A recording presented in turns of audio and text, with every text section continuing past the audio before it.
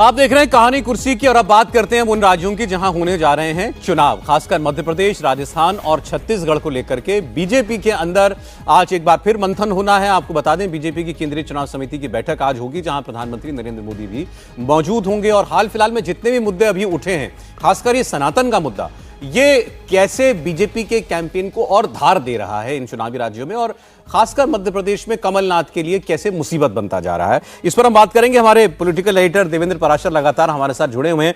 देवेंद्र, आज बैठक होगी, सबसे पहले क्या उम्मीद करें बैठक से? कुछ और नाम क्या आज जारी हो सकते हैं?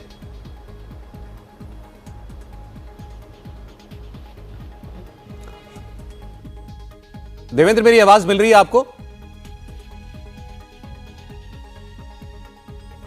एक बार फिर रुक करने की कोशिश करेंगे उनका।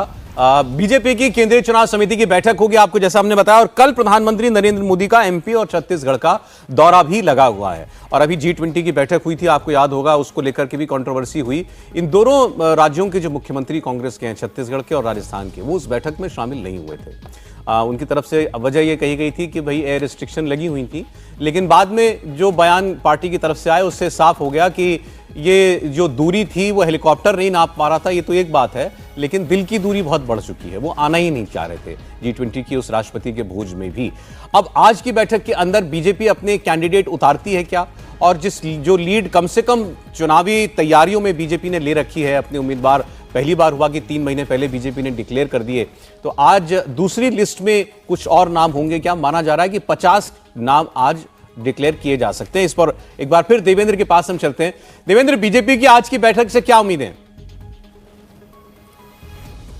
और दो चीज़ें हैं सौरभ, मध्य प्रदेश और छत्तीसगढ़, इन दोनों ही राज्यों के लिए पहले कोर ग्रुप की बैठक हो चुकी है। और जिन सीटों पे बीजेपी हारी है, जैसे मध्य प्रदेश में लगभग 40 और नाम पर मुहर कोर कमेटी द्वारा लगाया जा चुका है, अब उस केंद्रीय चुनाव समिति के सामने रखा जाएगा। और 20 के आसपास छत्तीसगढ़ के नाम होंगे जिन्हें केंद्रीय चुनाव समिति के सामने रखा जाएगा। कोशिश ये है कि जैसा कि पहले पार्टी ने ये स्ट्रेटजी बनाई थी कि जिन जिन सीटों पर पहले हारे हैं उनके उम्मीदवार का ऐलान पहले कर दिया जाए, यहाँ जहाँ कमजोर हैं उनके उम्मीदवार के नाम का ऐलान पहले कर दिया जाए, ताकि उन कैंडिडेट्स के पास ज्यादा मौका मिले जनता के बीच जाने का। लेकिन पार्टी की एक बड़ी समस्या सौरभ ये आ रही है कि अभी भी पार्टी राजस्थान में उस स्टेज पर नहीं पहुंच पाई है कि राजस्थान में जिन सीटों पर पिछले चुनाव में पार्टी हारी है, मध्य प्रदेश की तर्ज पर या छत्तीसगढ़ की तर्ज पर, वहां के उम्मीदवारों के नाम का भी ऐलान कर दिया जाए। और ये जो वजह है जो कि पार्टी को अभी तक रोक रही है उस फैसले को लेने से पीछे, वो पार्टी के चुनावी संभावनाओं के लिहाज से सौरभ ज्यादा चिंताजनक स्थिति आप कह सकते हैं। सौरभ, तो इतना तय है कि आज एक दूसरी लिस्ट बीजेपी की आ सकती है, कम से कम एमपी छत्तीसगढ़ की मुहर लग जाएगी, इतना तय है। रिलीज करना तो कई बार ये रहता है ना कि आपने पहले भी देखा होगा कि बैठ के जब देर रात तक चलती है तो उसके बाद उसको नेक्स्ट डे रिलीज कर दिया जाता है या आगे रिलीज किया जाता है। तो मुहर आज की बैठक में जरूर लग जाएगी, इसमें कोई दो राय नहीं। अच्छा, खास तौर पर अब एक एक राज्य की अगर बात करें, मध्य प्रदेश में पिछले कुछ हफ्तों में बीजेपी का कैंपेन किस तरीके से देखा जा रहा है? शिवराज सिंह चौहान लगातार जनता के बीच जाकर अपनी योजनाओं का प्रचार प्रसार कर रहे हैं, सीधे खातों में पैसा भी डाल रहे हैं।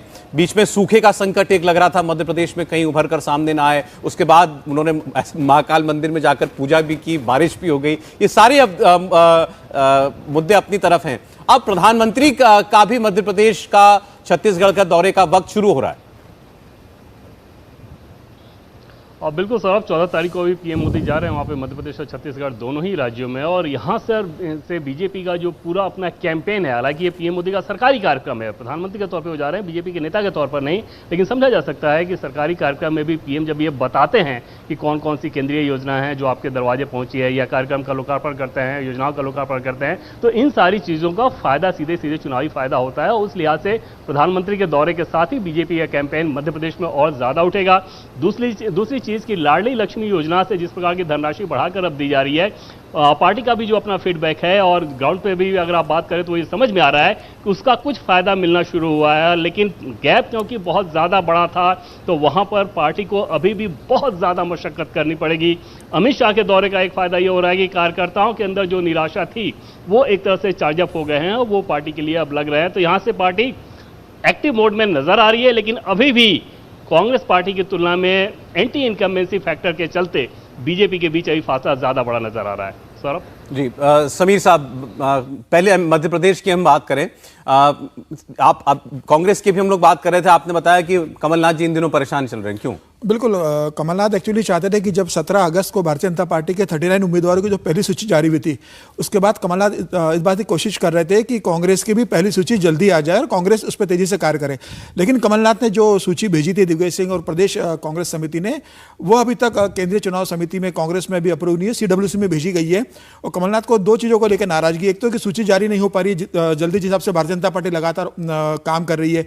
दूसरा है जिस हिसाब से सनातन पर लगातार हमला हो रहा है और कांग्रेस के नेता उसके ऊपर चुप्पी साध के बैठे हुए। कमलनाथ को इस बात की भी नाराजगी है। कमलनाथ इस बात को जानते हैं कि मध्य प्रदेश में इस समय वो बहुत अच्छी फाइट की स्थिति में भारतीय जनता पार्टी के साथ, अगर सनातन पर इसी तरह का बयानबाजी जारी रही और कांग्रेस के नेताओं ने चुप्पी साधी तो उन्हें मालूम है कि उनका खामियाजा उन्हें मध्य प्रदेश के चुनाव में भुगतना पड़ेगा। और भारतीय जनता पार्टी ने इसे उठा लिया। जैसे जिस हिसाब से मध्य प्रदेश में 4 यात्राएं चल रही है भारतीय जनता पार्टी की, और सभी यात्राओं में लगातार सनातन का जिक्र हो रहा है कि किस तरह से सनातन का विरोध किया जा रहा है इंडिया गठबंधन में, और हिंदू विरोधी पार्टी कांग्रेस को बताया जा रहा है। तो वो क्या चाहते हैं कि सीधे टॉप से राहुल गांधी, प्रियंका गांधी कुछ बोले? कमलनाथ चाहते थे कि इस मामले में कांग्रेस अध्यक्ष कुछ बोले, राहुल गांधी स्पष्टीकरण दे, प्रियंका गांधी बोले, क्योंकि यही जब मध्य प्रदेश में आते हैं तो मंदिरों में प्रियंका और राहुल गांधी जाती है। और बेसिकली उनका कहना था कि कांग्रेस का शीर्ष नेतृत्व इस बारे में स्पष्ट अपनी राय रखे। और लगातार जिस हिसाब से सनातन विरोधी बयान इंडिया के दूसरे घटक दलों से आ रहा है, आरजेडी से आ रहा है, स्टालिन की पार्टी से आ गया और बाकी और लोगों से आ रहा है, तो उससे कमलनाथ को लग रहा है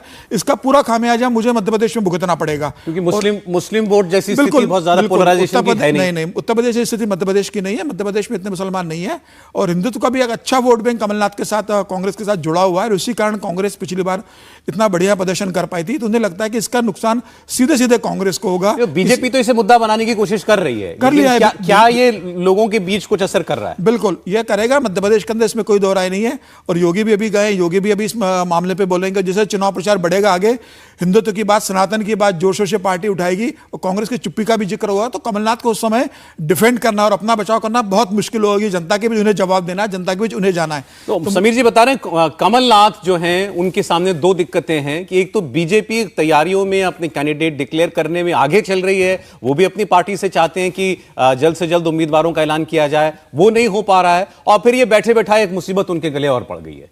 नहीं, निश्चित तौर पर। और देखिए, भारतीय जनता पार्टी वहाँ जो पहले से स्थान है आस्था के, उनको लेकर तो बहुत, जिसको कहें कि महाकाल लोक बनाना या नर्मदा के जो किनारे हैं, लेकिन अभी ओंकारेश्वर में वो एकात्म धाम का निर्माण करवा रहे हैं शिवराज सिंह चौहान।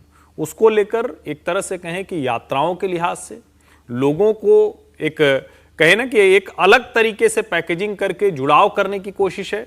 और उसमें कोशिश भी हो रही है कि देश भर में उसको अलग अलग तरीके से उसको प्रस्तुत किया जाए, एक मॉडल के तौर पर प्रस्तुत करने की कोशिश हो रही है। शिवराज सिंह चौहान को एक बड़ी अच्छी चीज हो गई हाल के दिनों में, अभी उनके सामने के सारे प्रत्याशी गायब हो गए। प्रत्याशी वो कमलनाथ की बात मैं नहीं कर रहा हूं। भारतीय जनता पार्टी में जितने नेता उनके सामने खड़े दिख रहे थे, आप अगर ध्यान से देखिए तो पिछले 2 महीने में वो लगभग गायब हो गए।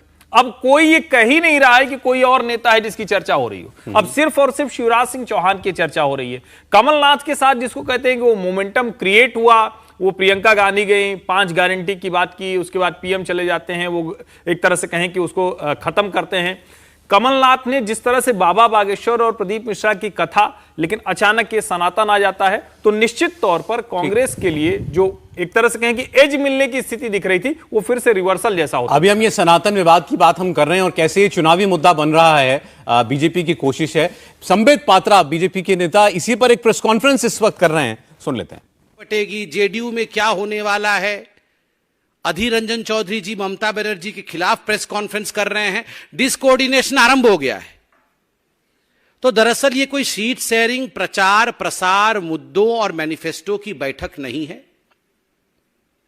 जो 2-3 दिन पहले उनके एक महत्वपूर्ण सदस्य ने कहा था कि हम 26 पॉलिटिकल पार्टीज है और हमारा एक ही मत है कि हिंदू धर्म को किस प्रकार मिटाना है, हिंदू धर्म को किस प्रकार समाप्त करना है। आज एंटी हिंदू कोऑर्डिनेशन कमेटी की उसी विषय पर बैठक होने वाली है। बंधुगण, मुझे बड़ा आश्चर्य लगता है, मुझे दुख लगता है। Dengue, malaria, corona, leprosy, AIDS, ये हिंदू धर्म को इस प्रकार की बीमारियों से आप कंपेयर करते हैं? संबित पात्रा तंज कस रहे थे, उन्होंने कहा ये एंटी हिंदू कोऑर्डिनेशन कमेटी की बैठक है आज ये इंडिया अलायंस की कोऑर्डिनेशन कमेटी की बैठक हो रही है, उस पर वो अपना तंज कस रहे थे। तो ये साफ है और प्रधानमंत्री का इशारा मिलने के बाद तो क्या नेता, प्रवक्ता और मंत्री सब लोग इस मुद्दे को उठाने में लगे हुए हैं कि किसी तरीके से ये चुनाव का बड़ा इशू बन जाए। नहीं, भारतीय जनता पार्टी को अपने आप मिल गया ये बड़ा इशू कि एंटी हिंदू जो एक इमेज पहले थी उसको और बढ़ा दिया इस पूरे इशू ने, सनातन ने। और जैसे हम मध्य प्रदेश का जिक्र कर रहे थे, तो मध्य प्रदेश में कांग्रेस की प्रॉब्लम क्या है कि और देश के अलग अलग राज्यों में या देश के दूसरे हिस्सों में वो वोट को पोलराइज करके फ़ायदा उठा सकती है, हिंदू मुस्लिम करके या एंटी हिंदू भी करेंगे तो मुस्लिम वोट पोलराइज हो जाता है। मध्य प्रदेश में वो पोलराइजेशन होता नहीं है क्योंकि मध्य प्रदेश मोर और लेस हिंदू स्टेट के तौर पर है, तो वहाँ हिंदू वर्सेस हिंदू है, तो उसमें वो पीछे रह जाएंगे शिवराज जी के मुकाबले में या भारतीय जनता पार्टी के मुकाबले में। जैसे महाकाल की चर्चा हुई, ओंकारेश्वर की चर्चा हुई, नर्मदा की चर्चा हुई और लगातार ये हो रही है। और कमलनाथ जी खुद भी अपने आप में कर रहे हैं, बजरंगबली का वो मंदिर बना रहे हैं, बजरंग धाम की बात कर रहे हैं, फिर प्रदीप मिश्रा जी की, बागेश्वर जी की जो कथा कराई वो भी सब है। इसीलिए दिग्विजय सिंह वहां पर सारे सोशल मीडिया में उनकी कोई पीतांबर के अलावा तस्वीर नहीं है, तस्वीर नहीं है क्योंकि वो हिंदू वर्सेस हिंदू है। अब वो शिवराज जी से बड़े हिंदू बनना चाहते हैं, लेकिन पार्टी जो है उनको वो हिंदू से पीछे खींच रही है। अब जहां सनातन धर्म के खिलाफ ही बात हो रही हो तो कमलनाथ जी के लिए बड़ी मुश्किल होगी ना कि वो कैसे इस सब बातों को सफाई दे पाए, स्पष्ट कर पाए कि नहीं भाई वही सबसे बड़े हिंदू हैं। अब ये लड़ाई में मुश्किल उनको वहाँ पर हो रही है और उससे निकलना उनके लिए मुश्किल काम होगा। और दूसरा फायदा हुआ भारतीय जनता पार्टी को, जैसा त्रिपाठी जी ने भी जिक्र किया कि शिवराज जी अब वहाँ पर एक तरह से अघोषित घोषित नेता हैं। अब उनकी लीडरशिप में चुनाव हो रहा है तो उनके पास फोकस्ड है कि भाई उनको ही ये चुनाव जिताना नहीं करना। एक और बड़ा पॉजिटिव पॉइंट वहाँ पर हो गया कि अमित शाह पूरी तरह से उस इलेक्शन को कमांड कर रहे हैं। अमित शाह ने सबसे ज़्यादा बैठक मध्य प्रदेश में की हैं और पूरा इलेक्शन मैनेजमेंट को, पूरी स्ट्रेटजी पर अमित शाह नज़र डाल रहे हैं, खुद प्रधानमंत्री वहां जा रहे हैं। तो ये सारे फैक्टर्स भारतीय जनता पार्टी के लिए फ़ायदेमंद हुए और कुछ बड़ी योजनाएं भी अभी हाल में शिवराज जी ने घोषित की, कुछ फ्रीबीज भी घोषित की, तमाम चीज़ें की है। तो वो एक पॉजिटिव माहौल बन रहा है जो एक बज़ के तौर पर देखें तो पिछले कुछ हफ्तों से ऐसा कहना पड़ेगा बेहतर हुआ है उनकी बीजेपी के लिए स्थिति बेहतर हुई है क्योंकि एक जो प्रियंका गांधी वाड्रा के कैंपेन जब शुरू हुआ रैली हुई थी, उसके बाद लगा था कि भाई एक बार फिर कर्नाटक की तरह एमपी में कांग्रेस का जहाज चढ़ रहा है। हाँ, लेकिन अब अचानक शांति आ गई। और ये राजस्थान से अलग है। राजस्थान में बीजेपी अभी अपना लीडरशिप का जो इशू है वो सॉर्ट आउट नहीं कर पाई है आज भी अभी तक, लेकिन मध्य प्रदेश उन्होंने एक क्लियर स्टेट के तौर पर दे दिया, क्लियर मैसेज। कितना ध्यान दे रहे भूपेन्द्र यादव चुनाव प्रभारी बने हुए, वहां पर जिलाध्यक्ष सीधे फोन पे बात कर रहे हैं भूपेन्द्र यादव और जमीनी हकीकत ले रहे हैं। पहले ऐसा कभी होता नहीं था कि चुनाव प्रभारी बन के जाता है, वो जिलाध्यक्ष सीधे संपर्क करता था, वो प्रदेश संगठन से फीडबैक लेते थे और केंद्र को भेजते थे। भूपेन्द्र यादव लगातार वहां कैंप कर रहे हैं। अश्विनी जो रेल मंत्री है वो वहां के अश्विनी कुमार वो वहां पर सब प्रभारी है। भूपेन्द्र यादव लगातार जिलाध्यक्ष से बात कर रहे हैं डायरेक्ट फीडबैक लेने के लिए कि जमीनी स्तर पर क्या इन्फॉर्मेशन, क्या फीडबैक है अभी बीजेपी के पास। देखिए बीजेपी के लिए फीडबैक बहुत पॉजिटिव है। हालांकि ये भी सही कि कांग्रेस की स्थिति भी बहुत मजबूत है, लेकिन भारतीय जनता पार्टी चाहती है कि 2018 में जो स्थिति हो गई थी वैसी स्थिति नहीं आए। भारतीय जनता पार्टी बहुत आराम से सरकार बनाए, इसके लिए जमीनी स्तर पर मेहनत कर रहे हैं। और ये जो रथ यात्रा निकाली गई है 4 दिशा से, इसलिए निकाली गई है। और भूपेन्द्र यादव से कह दिया गया है कि आप मध्य प्रदेश के अंदर कैंप कीजिए। नरेंद्र सिंह तोमर लगातार मध्य प्रदेश का दौरा कर रहे हैं। संगठन महामंत्री हितानंद जी लगातार प्रदेश संगठन के नेताओं से बात कर रहे हैं। बीडी शर्मा लगे हुए हैं, शिवराज सिंह चौहान लगे हुए हैं, कैलाश विजयवर्गीय को बोल दिया गया है कि आप मध्य प्रदेश में रहिए, राष्ट्रीय महासचिव को। तो पूरा संगठन भारतीय जनता पार्टी का और संघ जमीनी स्तर पर लगा हुआ है। अब ये चाहते हैं कि ऐसी स्थिति उत्पन्न न हो कि नेक टू नेक आ जाओ और सरकार बनाने में तकलीफ हो। अब भारतीय जनता पार्टी चाहती है कि अब 2/3 बहुमत से या स्पष्ट तरीके से सरकार वहां पर बनाई जाए। भूपेन्द्र अगर ये सोच करके बीजेपी चुनाव में जा रही है तो फिर तो जो पहले बात भूपेन्द्र कांग्रेस काफी आगे दिखाई दे रही है, वो सब बातें सरासर। भूपेन्द्र यादव की इलेक्शन मैनेजमेंट की ट्रेनिंग अमित शाह जी के अंडर में हुई है। जो पिछले 2014 और 2017 के उत्तर प्रदेश का जो चुनाव था उसमें भूपेन्द्र जी अमित शाह जी के साथ काम किया है, तो वो इलेक्शन मैनेजमेंट को देखने वाले लोगों में से हैं। और दूसरा भूपेन्द्र की क्या खासियत है कि वो बहुत ग्राउंडेड तरीके से रहते हैं। आपको उनका शोर शराबा नहीं पता पड़ेगा कि वो इंचार्ज है तो पूरी जगह हंगामा और वो अपना काम करते रहते हैं। तो वो जमीन पर सर, मैं तो हमारे दर्शक आप सुनते हैं आप लोगों को, वो तो इतना जानना चाहते हैं, बता दीजिए कौन आगे जा रहा है। ये अब मैं सीधे पूछूंगा कौन जीत रहा है तो ना आप मुझे बताएंगे ना उनको पता चलेगा कौन आगे चल रहा है, इतना वो समझना चाहते हैं। ये जो आजकल सोशल मीडिया के जमाने में सही बताऊं जो जितने सर्वे आने लगे हैं और मुझे तो कई बार ऐसा लगता है कि ये पार्टियां ही जो है अपने अपने किसी को पकड़ कर कोई सर्वे सोशल मीडिया पर डलवा देती हैं कि भैया तुम हमारा छाप दो, तुम हमारा छाप दो। असलियत नहीं पता चल रही लोगों को। एमपी में कौन, मतलब कौन है लीड में? तो आप बता रहे हैं। नहीं, लेकिन मैं तो पूछ रहा हूं सर, मैं तो सवाल ही पूछ रहा हूं। देखिए, इसमें जिसको कहते हैं ना कि पकड़ के किसको क्या करवा देना, वो तो करते ही हैं। और पार्टियों का एक पूरा प्रचार तंत्र है आज के समय में जब आईटी सेल शुरू हो गया, तो आईटी सेल का तो काम ही दिन रात। एक सर्वे आता है, बताता है बीजेपी आगे चल रही है, 3 सर्वे आ जाते हैं बताते हैं कांग्रेस आगे चल रही है। लेकिन अगर आप मध्य प्रदेश की स्थिति देखें तो मैं उसको दोहरा रहा हूं कि भारतीय जनता पार्टी मध्य प्रदेश में कांग्रेस से लगातार आगे, किसी भी समय वो पीछे नहीं गई। हाँ, एक बात जरूर है कि क्या वो गए पैसा होगा कि जिसमें अंतिम में जाके थोड़ी रेस कौन जीत जाएगा, वो अंतिम के जो कुछ क्षण होते हैं उसमें कौन तेजी से निकल जाएगा। तो मुझे लगता है कि वो फर्राटा दौड़ में भी कोई नहीं जीत जाए, इसका इंतजाम पार्टी कर रही। और एक चीज जरा सोचिए, जिस तरह से खबरें आई, अब कोई उस बैठक में तो सीधे तौर पर बताएगा नहीं, लेकिन अगर प्रधानमंत्री कह रहे हैं कि सनातन वाले मुद्दे पर थोड़ा कैंपेन तेज करनी, और कल्पना कीजिए कि एक वीडियो भारतीय जनता पार्टी का आ जाए, मुलायम सिंह यादव कार सेवकों पर गोली चलाते हैं, समाजवादी पार्टी एक पार्टी, लालू प्रसाद यादव रथ यात्रा आडवाणी जी की रोकते हैं, राष्ट्रीय जनता दल एक पार्टी, मल्लिकार्जुन खड़गे कहते हैं सनातन का राज हो जाएगा, अगर मोदी हैं तो सनातन का राज हो जाएगा, प्रियांक खड़गे कहते हैं, उदयनिधि कहते हैं। और 2007 में राहुल गांधी ने कहा था, पश्चिमी उत्तर प्रदेश में उन्होंने कहा था कि अगर कोई गांधी परिवार का होता तो बाबरी मस्जिद नहीं गिरती। अब आप इन सब बयानों को एक साथ देखिए और जनवरी में राम मंदिर का भव्य लोकार्पण देखिए, तो सनातन के साथ और सनातन के विरोध, पिक्चर एकदम क्लियर है, क्रिस्टल क्लियर है। अब इसको अगर प्रधानमंत्री कह रहे हैं तो मैं ये कह रहा हूं आज, और आप देखिए किसी न किसी समय इसी तरह के बयानों के साथ वो हमलावर होंगे और जनता को तो सामने दिखेगा ना। अभी जनवरी आने वाला है। अच्छा चलिए ठीक, चुनाव तो तब तक हो जाएंगे ना, नहीं ये होंगे ना, लेकिन कैंपेन तो सौरभ जी, इसमें मैं जोड़ना चाहता हूं कि मध्य प्रदेश के बॉर्डर तो यूपी से लगी हुई है, योगी आदित्यनाथ का असर भी मध्य प्रदेश के उज्जैन में ही हमने दिखाई तस्वीरें अभी भी है, और वैसे भी दिखेगा कि बॉर्डर जुड़ी हुई है। अच्छा, दूसरे राज्य की बात कर लेते हैं, आज राजस्थान की ज्यादा बात नहीं करेंगे, लेकिन छत्तीसगढ़ की बात, छत्तीसगढ़ में क्या माहौल इस वक्त दिखाई दे रहा है? देखिए, छत्तीसगढ़ में भारतीय जनता पार्टी इस बात को जरूर महसूस कर रही है वहां पर कि भूपेश बघेल को बहुत आसानी से वहां से अपदस्थ नहीं किया जा सकता। आज की तारीख में भूपेश बघेल ने जिस हिसाब से छत्तीसगढ़ के अंदर अपना बना के रखा है, कांग्रेस के अंदर भी इस तरीके से बहुत ज्यादा वहां पर आपस में खींचतान नहीं है जो बाकी राज्यों में होती है। छत्तीसगढ़ अभी बचा हुआ उस चीजों को लेके, लेकिन भारतीय जनता पार्टी ने लगातार, ओम माथुर जी वहां पर लगातार कैंप कर रहे हैं, चुनाव प्रभारी भी वही है, संगठन प्रभारी भी ओम माथुर जी हैं, और लगातार जिस हिसाब से वहां संगठन जमीनी स्तर पर काम कर रहा है, मुझे लग रहा है भारतीय जनता पार्टी एक मजबूत स्थिति में आ रही है। ऐसे भी मानने वाले हैं कि इन तीनों राज्यों में कहीं कोई सरप्राइज मिल जाए तो आपको छत्तीसगढ़ में ही मिल जाए। छत्तीसगढ़ में भी मिल सकता है, क्योंकि अभी तक ये माहौल बना हुआ कि भूपेश बघेल सबसे मजबूत आदमी है, और ये ठीक है कि उनके खिलाफ कोई उस तरह का माहौल पार्टी के अंदर नहीं है। और ओवरऑल वो भी कमलनाथ जी से बड़े ही सनातन नेता हैं कांग्रेस के, जो रामपथ पर पूरा काम कर रहे हैं, गोबर पर काम कर रहे हैं, गौ पूजा पर काम कर रहे हैं, गौ गोबर में तो घोटाला भी आ गया। नहीं, घोटाला आ गया, लेकिन मतलब वो सब एक इमेज उनकी कांग्रेस की जो एंटी हिंदू वाली जो इमेज है, उससे अलग भूपेश बघेल चल रहा है। लेकिन ओम प्रकाश माथुर का यदि आप पूरा पॉलिटिकल करियर, यदि इलेक्शन मैनेजमेंट पर देखें, तो उन्होंने इतने राज्य जिताए, जहां मेरे को याद आता है वो महाराष्ट्र है, गुजरात रहा, क्योंकि बहुत राज्यों के प्रभारी बहुत जमाने तक वो रहे हैं, और जिस राज्य में रहे उस राज्य में उन्होंने पार्टी को मजबूत तरीके से खड़ा किया। वो एक अलग तरीके से इलेक्शन मैनेजमेंट। छत्तीसगढ़ में भाजपा मुझे अभी भी बहुत पीछे दिख रही है, लेकिन पीछे है, वही कह रहा हूं कि भारतीय जनता पार्टी बहुत पीछे दिख रही, चुनाव जीतने की स्थिति। एमपी छत्तीसगढ़ आप लोगों ने क्लियर बताई दिया, राजस्थान का भी अभी तक का आपका असेसमेंट बता दीजिए।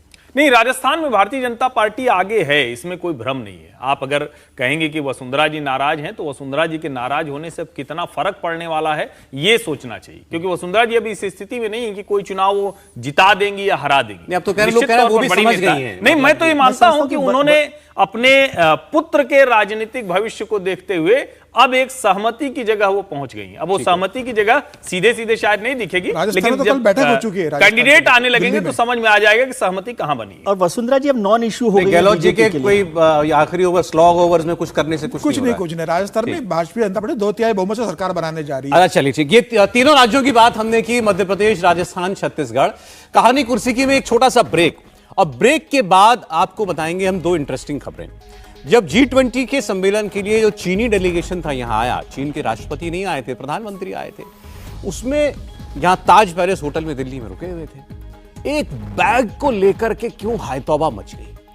क्यों चीनी डेलीगेशन नहीं चाहता था कि उसके इस बक्से की जांच हो पाए? और उसके बाद जो यहां हमारे हिंदुस्तान के सुरक्षा कर्मी थे वो भी अड़ गए कि नहीं, इसकी जांच तो होगी ही, और कमरे के बाहर पहरा बढ़ा दिया। उस बक्से में था क्या, आपको बताएंगे एक ब्रेक के बाद। इंडिया टीवी हर वक्त हर जगह डाउनलोड करने के लिए सर्च करें India TV news Google play store या ऐप स्टोर पर।